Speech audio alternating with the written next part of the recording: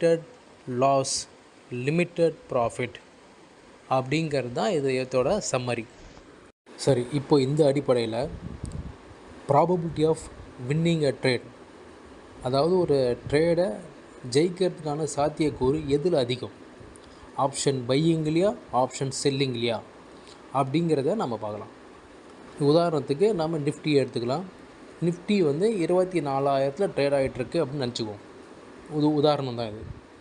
இதை வந்து 4 ட்ரேடர்ஸ் வந்து ட்ரேட் பண்ணுறாங்க அப்படின்னு, அவங்க வேறு வேறு கான்ட்ராக்டில், அதில் 2 பேர் வந்து பை பண்ணுறாங்க, 2 பேர் வந்து செல் பண்ணுறாங்க.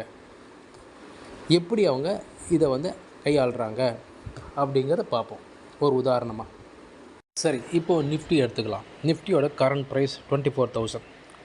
ஒரு 4 ட்ரேடர்ஸ், ஒரு 4 ட்ரேடர், ஏ பி சி டி அப்படின்னு 4 ட்ரேடர் என்ன பண்ணுறாங்க, மார்க்கெட் வந்து இங்கே